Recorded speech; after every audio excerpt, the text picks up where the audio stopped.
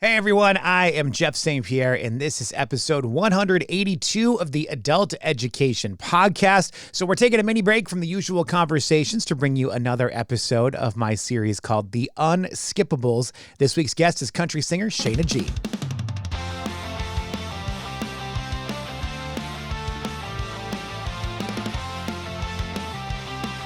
A couple episodes ago, I shared an interview with country artist Taylor Austin Dye. I was introduced to her at a conference known as CRS, or Country Radio Seminar. After seeing her perform during a private gathering in a hotel suite, I knew that I wanted to learn more about her, and that's kind of the basis for this conversation as well. I was invited to another gathering by a friend of mine that works in PR in Nashville. They were having a breakfast hang with an artist they were working with, and I figured, why not? Let's go for it. Let's see some music, let's have some breakfast and hang out.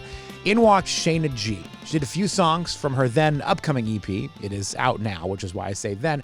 There was something special about her, something different. Sheyna's voice had a little gravel to it, a little soul. It's something I don't hear in the current artists much in country music. And there was something raw about her. It wasn't polished. And sometimes I think country artists are too scared to rock the boat. They're too vanilla. I guess that's something I love about Sheyna and about Taylor Austin Dye. They just go out there and they're themselves. I knew that I had to learn more about Sheyna, so I asked to set up this conversation, and I'm so glad I did because she's great. Since this is technically an episode of my series, The Unskippables, I did ask Sheyna to pick an album that she thinks is perfect from start to finish. You know, no skips. I was surprised by her choice a little bit, not because I don't agree with her opinion of it, but, well, you'll hear us talk about it in the conversation. So please enjoy my chat with Sheyna Gee. I made it. Hello. How are you doing, man? I'm doing good. I'm really glad that we can connect and we can have this conversation. I'm excited for it, so thank you. Same. Thank you so much for having me. Let's get right into it because I heard recently that you're a former Chili head, and I just want to say, as a former Chili head as well, it's a pleasure to have you as a part of the family. Yes, Chili heads for life. Everybody has to do their time in fast casual. You're from California, so you might not know this restaurant, but I also used to work for a place called Friendly's. Did you ever come across a Friendly's before? I have driven by one, but I have never been to one. I don't think they ever crossed the Mississippi, so they were always like east of the Mississippi. It was like one step above McDonald's, but one step lower than Chili's. So you were like right in that middle ground where they didn't serve alcohol. So I could be a waiter at 16 years old and I made bank every night. And it was fantastic, but it was definitely not the proudest years of my life. You know, we have seasons. If I heard correctly, you moved out of your parents' house at 18, were working at Chili's, and then we're like, forget it. Music is all that it is for me. When was that for you? I got fired from Chili's. I'm not going to say the year, but when I was 20. And you got fired, which if you want to tell the story, I do think the story is very funny. And I think it's fitting for how I know you. So if you want to tell the story, I would love for you to share it. Sure, yeah. It was actually a to-go girl. Took my sister's order, and my sister also worked at Chili's, but I went and got all of her food and did all of her stuff. The to-go girl got mad that my sister didn't tip her because she didn't do any of the stuff. And she told on my sister, and my sister got a write-up. And I told the girl, I was like, why you gotta be a bitch? And then my manager said I was fired or I could apologize. And I said, no, I'm not apologizing. She was being a bitch. And I've never worked a job since. They say that you never work a day in your life if you're doing something that you love. And I don't know if I agree with that statement, but I know you're doing what you love, and that's playing music. And it is work, but it might not feel the same as working, a standard job. I mean, there are things that I do that are absolutely work, that writing bios, writing up contracts. I do lawyer jobs. I do design. I do every single booking of every single gig. I make sure that all the guys get paid. I do all the scheduling. I do all the singles. I write. I do everything. There are parts of it that definitely feel like work, but the performance part is not work. So I have to ask, we're skipping ahead here a little bit, but I have to ask you, since you are so hands-on, involved in everything, I can understand when someone is kind of breaking in and they're really trying to find their footing. They don't really have the resources, the funds. They don't know anybody yet. So they're doing everything themselves. But you've been around long enough and you've had enough success where I would think that you could kind of delegate some of that at this point. Why is it that you still hold on to those responsibilities? It's not that easy. I don't know anyone in this town, really, honestly. Okay. I don't have a team. I don't have a manager. I have been approached by like indie labels. Nothing that makes sense financially, and it has to make sense financially. Obviously, if I got offered a record deal with Sony or Warner or a booking deal with WME or CAA, that would be freaking fantastic. But that has not happened yet, so I'm just gonna keep on rolling down the road until that does.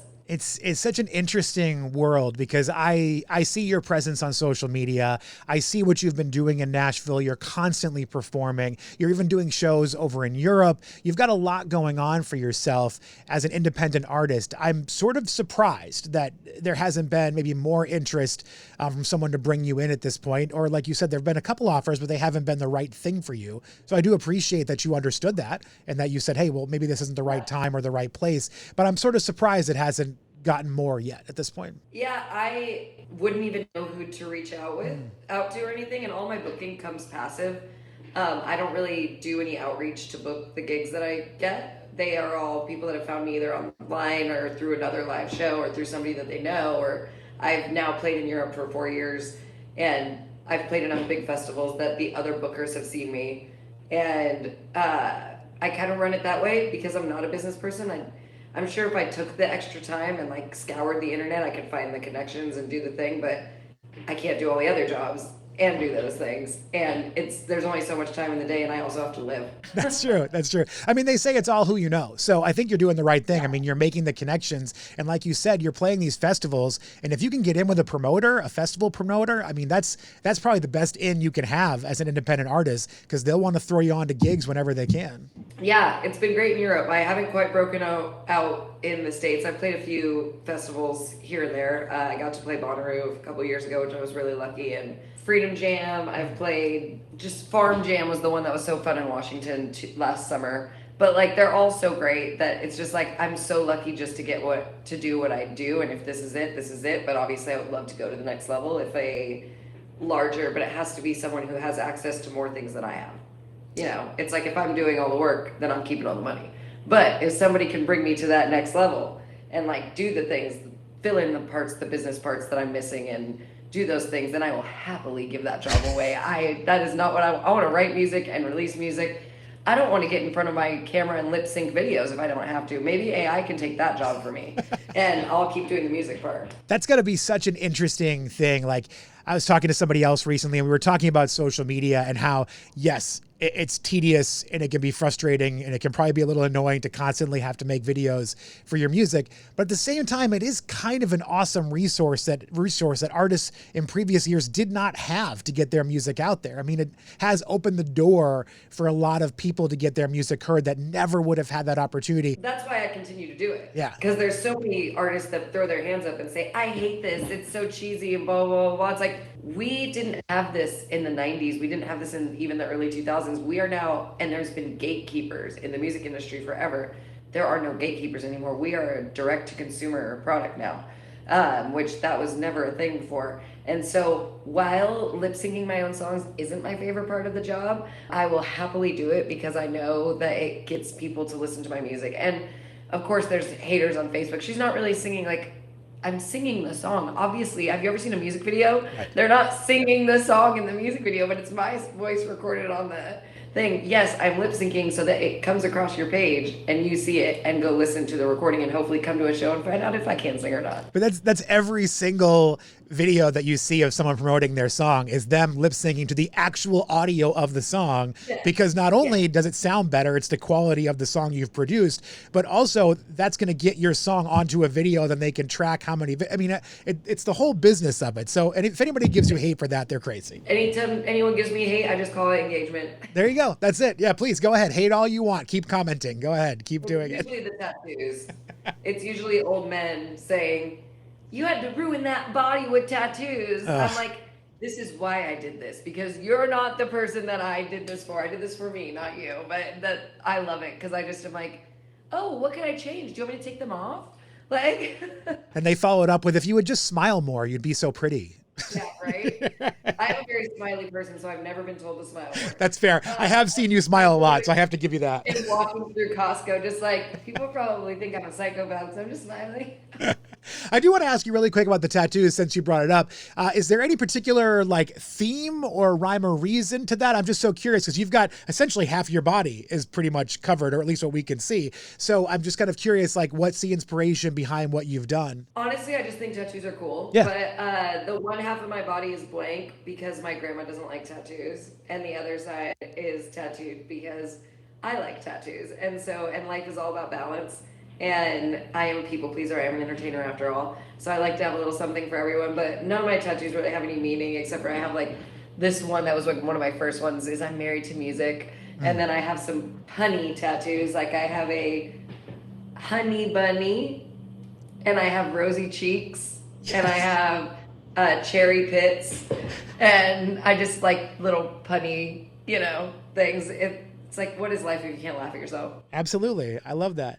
All right, Sheyna, let's take it back a little bit because I want to learn a little bit more about your history. But before I do that, I also gave your publicist a project to pass on to you. And that was for you to pick an album, not an artist necessarily, but an album that you think is perfect from start to finish. And I'm so curious to hear which one you picked. So first of all, I have multiple, but of course. My number one is like, I am definitely an album girly.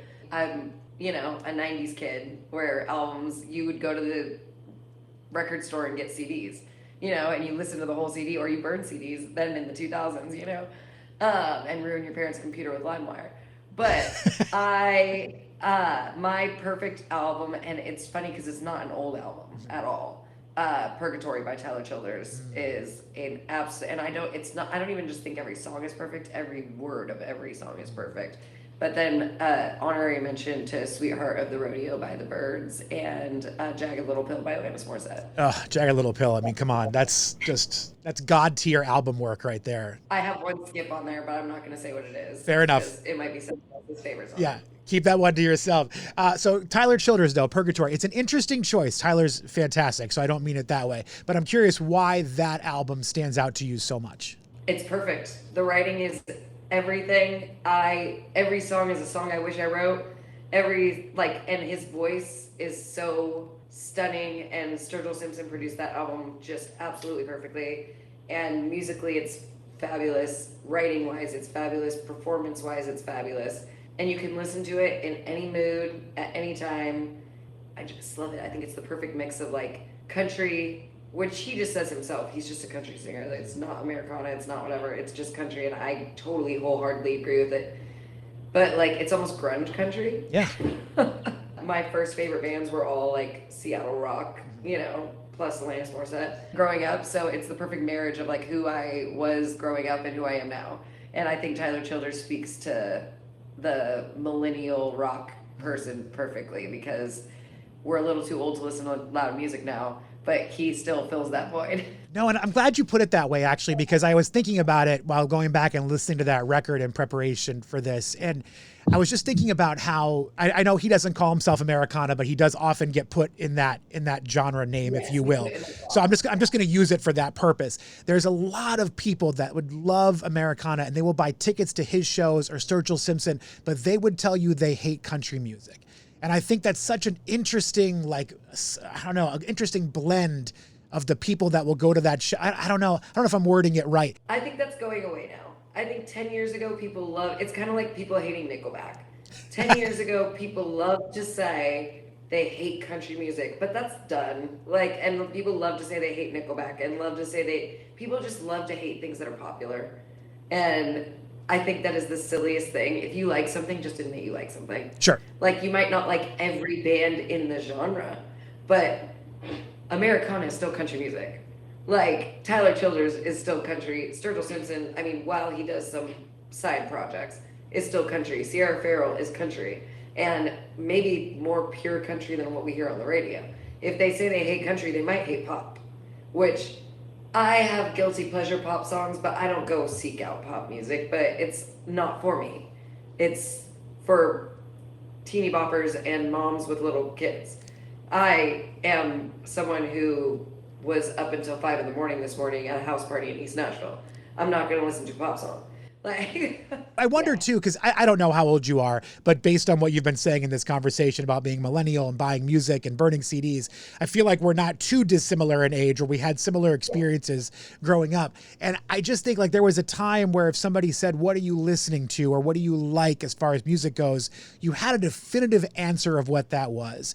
But now you can't. If you ask somebody that's under 30 years old, what's their favorite music, they're not going to have an answer because they've streamed everything their entire life. So they listen to literally everything. And I think that's been a big game changer for country artists. And I think that started with millennials. Sure. because people used to be a rock or country or a hip hop or metal or a whatever, but we had access to LimeWire and Yeah. all that stuff, and it didn't have to just be like buy an album. You could burn CDs, and like we had iPod minis, and then now, not me in particular, but now people our age are the parents raising the kids, and so they were raised on everything from, Kanye to Shania, and so or Metallica or whatever, and I think that that is so cool. I think that that wasn't a thing until the late '90s, early 2000s, and it's like, or your mom listened to like Billy Joel and your dad listened to Led Zeppelin, so you listen to like those kind of, you know what I'm saying? What was it for you growing up? I mean, you sound like you had a passion for music very early on. If I read the internet correctly, you were 5 or 6 when you really started to perform and started to play. So what was it for you? What introduced you to music and got you going? My brother was in a rock band in high school. My brother's 7 years older than me. So there was just always band practice at my house, and he just had an old guitar laying around, and that made me want to play guitar. And he definitely like listened to rock music, and like when I was younger, I definitely looked up to my brother as like the coolest in the world. And then my mom was a divorcee in the '90s, so that's where I got the Alanis Morissette. I'll always be a Billy Joel fan because of that. I really did not. I listened to rock and country like when I could pick up music. When I learned to play guitar, Sublime was my favorite band, and the first song I ever learned how to play on guitar when I was 5 is What I Got. And my mom had to tell me when I was younger, like, because I wanted to do those songs in the recital when the other kids were playing like Annie and stuff like that. And my mom was like, you have to skip the cuss words. Right. You can't say those. And like, and had to have talks with me like, when I got to a certain age, like, okay, you can say cuss words on stage, but you can't say them in school. And like, there's a difference in the things you're allowed to do. But I was definitely like a rock girl through and through. I loved like Sublime, Nirvana, Bad Religion, and Social Distortion are 2 of my favorite bands from when I was younger. As I got older, my writing just started drifting country, and I had never listened to country really other than, we'd heard Shania and like Dixie Chicks in Sure. the '90s, but I really stayed away from country until pretty much after high school, and found country and had to do like a deep dive on it because people started calling me country. Why did they start calling you country? What were you doing that made them start calling you country? My bands broke up and I started playing acoustic, and I guess I just sounded like a country singer. That's fair. And I always wore like cowboy boots and stuff like that because I always rode horses. Yeah. But I also wore Doc Martens and fishnets and bondage pants and all that. It just would depend on the day of the week or if I was shoveling shit or not. It was a very, very natural progression, and I feel like it's a natural progression now for a lot of people as they get older. The writing lent itself, and I've lived a life like a country song, so it fits. It's funny the way you say that too. Like it's a natural progression as people get older. Because I grew up sort of in the punk rock scene in the mid to late '90s, and in the early 2000s, a lot of the bands, and I won't say a lot, but a few of the bands that I really loved that had a particular sound started shifting to that alt country kind of sound, and then that started to have a moment in the indie scene, and it was like, wait a second, why are my like punk bands turning country all of a sudden? But you're so right. Like there is sort of a progression to finding that songwriter route in a lot of things that people seem to follow. Yeah, well, I say it all the time. A song is a song, and it should be able to be produced in any genre. If it's a good song, it will stand up in any genre. And you hear that with like, this is a really hilarious example, but it's the first one I can think of off the top of my head. Lips of an Angel was sang by Hinder and by a country artist at the same time. They were both radio singles. Neither of those people wrote that song. They were written by songwriters. And it held up as a rock single on the rock radio, and it held up as a country single on the country radio. So a good song is just a good song. I think one of my other favorite examples is the song I Swear. Was it John Michael Montgomery did that? But then there's also that 90s band All for One. One of those. Yeah. Yes. Which I definitely had the cassette single for when I was younger. Yeah. Oh, singles and all the things. It's so, those days are gone. Even though I see CDs are starting to come back in style. Cassette tapes are oddly coming back too. I see like even Taylor Swift was selling cassette tapes, and I'm like, who even has a cassette tape player anymore? That's what I'm saying. Where are you playing it? At least my 2004 car still has a CD player. Nice. I know when I went to buy my last car, which was 10 years ago, actually this year, it was like the last model that had a CD player in it. So thankfully I still have a CD player, but I never use it anymore because I just stream everything. Okay, so I know music became the only option for you. We were joking about this earlier about Chili's, that like when you left Chili's or when you were fired from Chili's, we'll keep that story straight.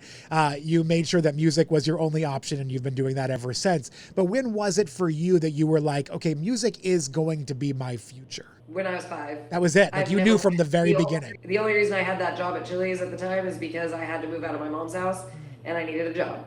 I couldn't, at the time I couldn't pay the rent. And by the time that I got fired, I was pretty much old enough to play in the bars then, and I figured out how to make it happen. I think it's amazing that you found that passion so early. I mean, I know a lot of people find a passion for music, but they still might have a plan to, go to college or do whatever. But you knew at 5, like, this is it. Like, I only want to be a musician. I've known who I am, I feel like, since I came out of the womb. I knew I never wanted kids. I knew I was going to play music. I always wanted tattoos. I don't know. I feel like people spend so much life convincing themselves they need to fit into this mold of society. And it's like, I feel like you only get to live once. So do everything that you want to do. And it's going to be hard because it's not the easy way. So you took the trip, you made the big splash to Nashville, which you're from California. That's a pretty big move to go from California to Nashville. How did that transition go for you? I'll never get used to the weather. I'll tell you that. Where in California were you from, actually? I feel like I should ask you that. LA. Oh, okay. So you were Southern California around LA. Okay. Because there is a strong country background in California. I mean, they've had a lot of really fantastic art. The whole Bakersfield sound. There's a lot of stuff from California. So it's not weird to think of country artists coming from California, but I guess it's just not really a state that gets as much recognition. Yes. We are the Wild West after all. So true. So true. It was an interesting transition. I had already been coming to Nashville since I had graduated high school. And so I was coming out here for rights at first twice a year, then every quarter. And it just got too expensive at that age where I had no money. It just got too expensive to stay in a hotel for 10 days in Nashville and go back. And there was a hostel downtown that I would stay at sometimes to do, that and then go back to California. And when I moved here, I could rent a room. I had one roommate for $400 when I moved to Nashville. So it just financially made sense. Now, those days are long gone. I do not think anyone is finding a room, an apartment, anything in Nashville for $400 ever again.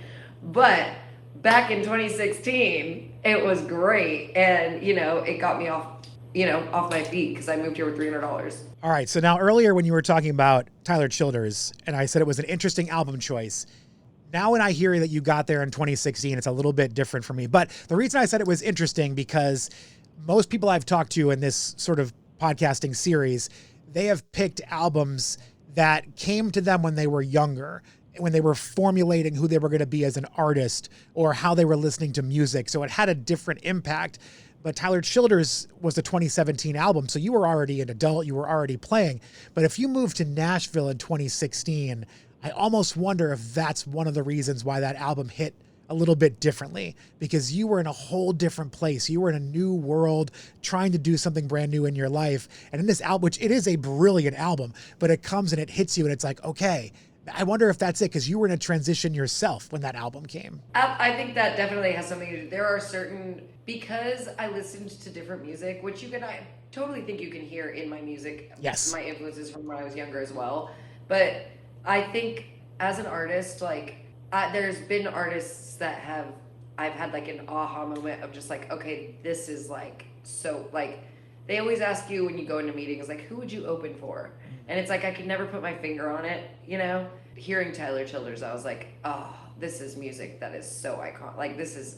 I just love a story, and not a story about, even though I have songs about this, but not just always a story about going to the bar, getting fucked up, riding in her truck, and that's, but a true story song of just something so cool. You get to the end and you feel like you went on a journey. And there's something too about the way he's done his career, because he's been an independent artist, and he did that whole, introduction to Tyler Childers was all independent. He did a lot of stuff himself. He was working with Sturgill Simpson a bit too with that album. Sturgill produced it and played on the record, but it was still very independently done.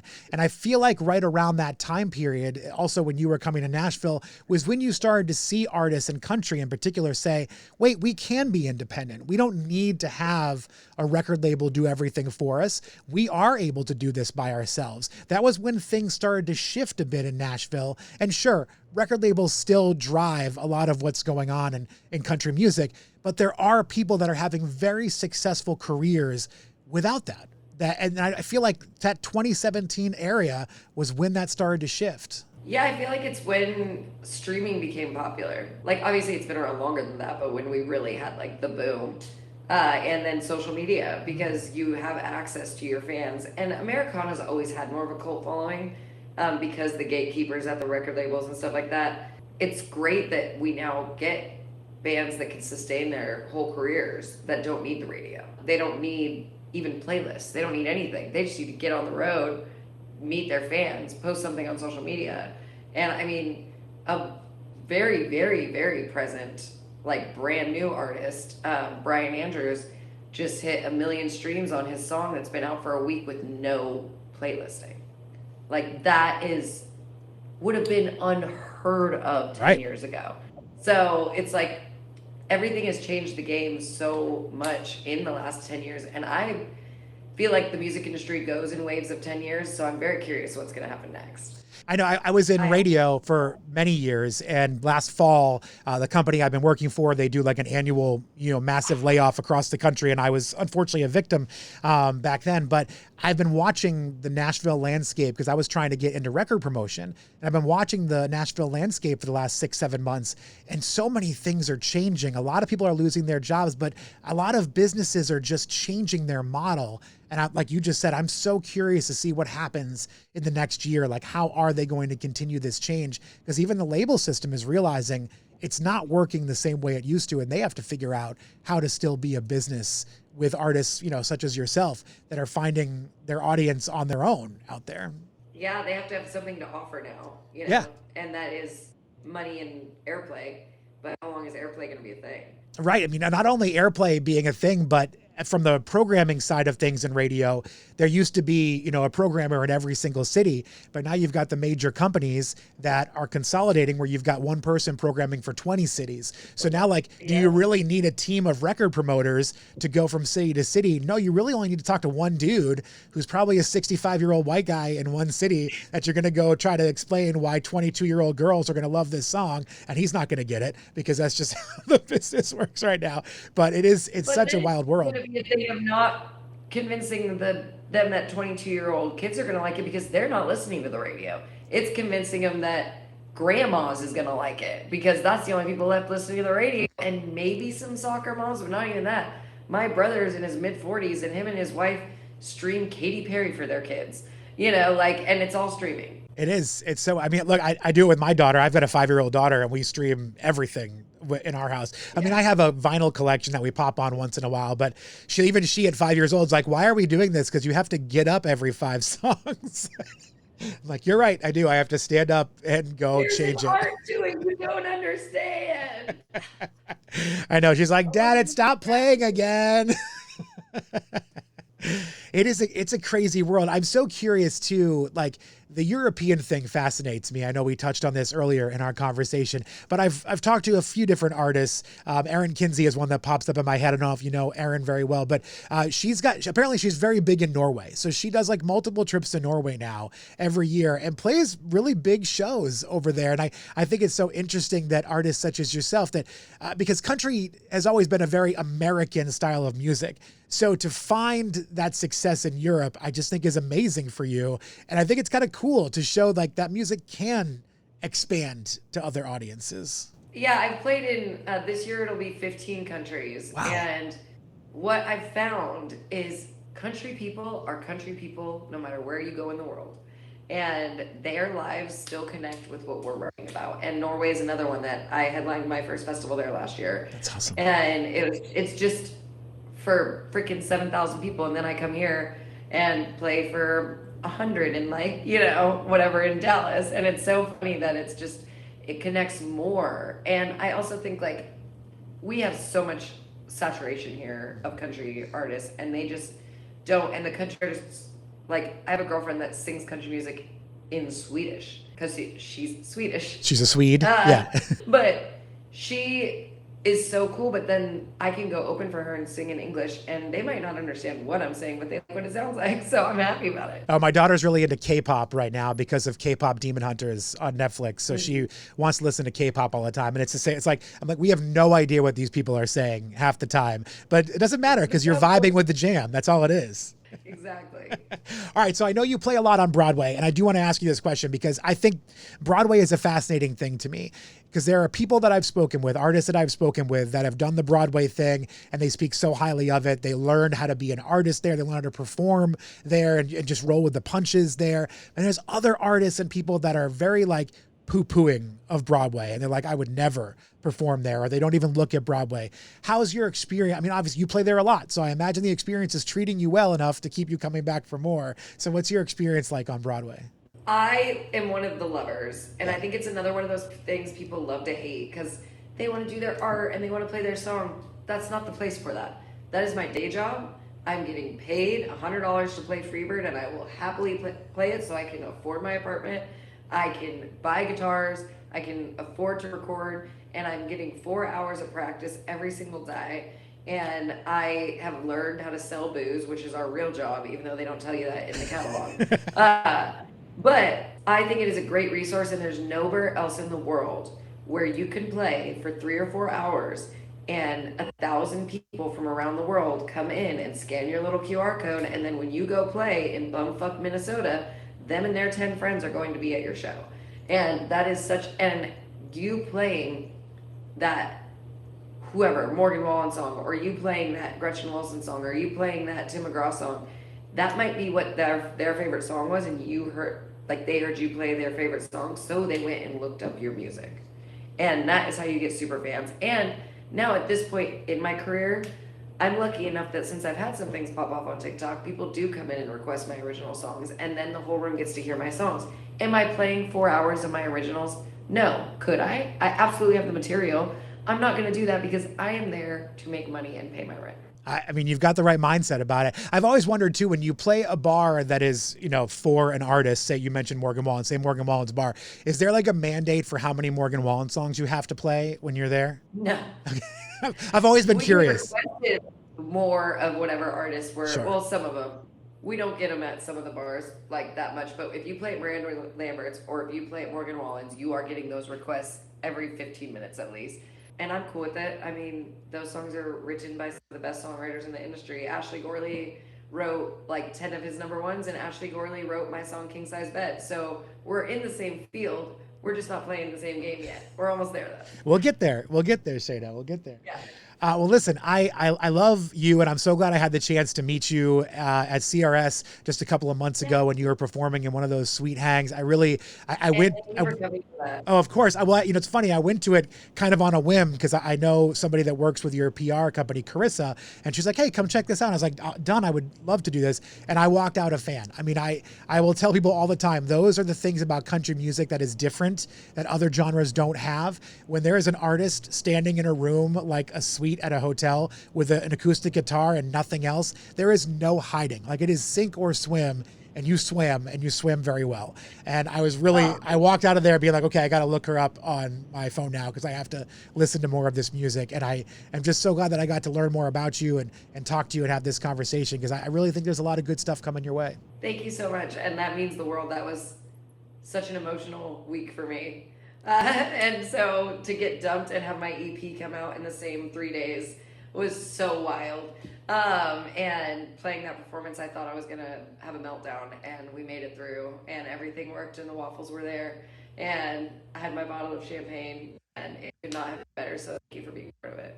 I feel a little better now after, I mean, I don't feel good for you because obviously you went through a lot in those couple of weeks, but I remember being in the room and thinking like, there's something else going on here. Like, she sounds awesome, but she seems a little distracted, might not be the right word, but I was like, it feels like there's something else going on in this room that I'm not aware of. And now it seems like that's what it was. There was definitely something else going on in your life. I got left in Texas in the middle of the night by my friend of 6 years, exactly 2 weeks before my EP came out. So that was a week before the EP came out. So it was like 3 days. Like, I got dumped in Texas on Tuesday, and that was on like Friday. Yeah. Oh my gosh. After 6 years, and you booked a trip to France for us that morning. Oh my gosh. Wow. That's quite a story. Well, I can't wait to hear more of those songs, 'cause I'm sure you've been writing those, and they'll be coming out. One called Tears in Texas that will come out this summer. That is about that. I can't wait to hear it, Sheyna. Well, listen, I'll let you get on your day. I know you had a long night, so I'll let you get going here, but it's been an absolute pleasure talking to you. I look forward to seeing all the big things that are going to come your way. Seriously, I'm excited for it. Thank you so much for having me, and I hope you have a great rest of your week. Really quick before you run, I forgot to ask you this, but tell people where they can go to find your music or social media. Where do they go? Yes. You can find everything at sheynagee.com. That is www.sheynagee.com. And on the socials, I am G is for gangster. That is GEEIS, the number 4, gangster. Perfect. All right, Sheyna, thank you so much. Take care of yourself. Thank you. Big thank you to Sheyna Gee for her time. You can find her music out there on all these streaming platforms and on social media. She is very active out there. And next time you go to Nashville, please make sure you look up on her website to see if she's playing anywhere on Broadway while you're there. I know you will not be disappointed by the performance. And thank you to all of you for listening to this episode. Until next time, be well.